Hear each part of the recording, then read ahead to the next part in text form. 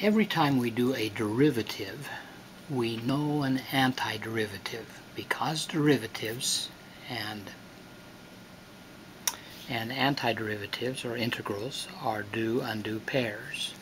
So for example, the derivative of x squared is 2x, so we know the antiderivative of 2x dx is going to be x squared, and of course we know that it's really a family of functions. It's x squared plus a constant, because the derivative of a constant is always 0, so there's a lot of different things that end up having a derivative of 2x. Another example, you might remember that the derivative of a tangent inverse of x is 1 over 1 plus x squared. So the antiderivative of 1 over 1 plus x squared with respect to x is the tangent inverse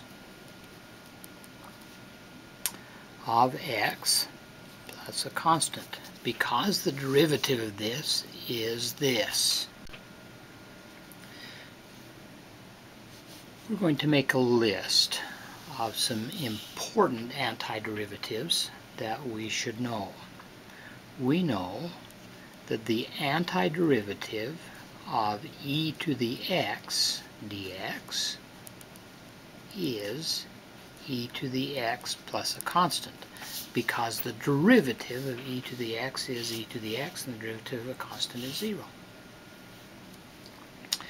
The antiderivative of 1 over x dx is equal to the natural log of the absolute value of x plus a constant, because the derivative of a natural log of x is 1 over x. Okay, we're looking at those specific rules that we memorized early on about derivatives and looking at the corresponding antiderivative rule. We know that the antiderivative of the cosine of x dx is the sine of x plus a constant. Now here's a little bit trickier one though. The antiderivative of the sine of x dx, it's really not going to be the cosine of x plus a constant, because the derivative of a cosine is a minus sign. However, if this was a minus, the derivative of a minus cosine of x is a positive sine of x. So the antiderivative of the sine of x is a minus cosine of x. Now another one that we might want to do is the antiderivative of x to the n dx. Because derivatives make the exponent go down by 1, undoing a derivative will make the exponent go up by 1.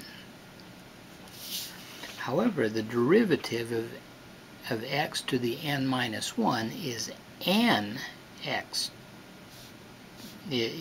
plus 1 x to the n, and so that's not going to get us quite to here. We need to have a little fudge factor adjustment here. 1 over n plus 1 plus a constant. Okay, here's a collection of antiderivatives that we should have memorized, and we know all of these simply because we know the derivative.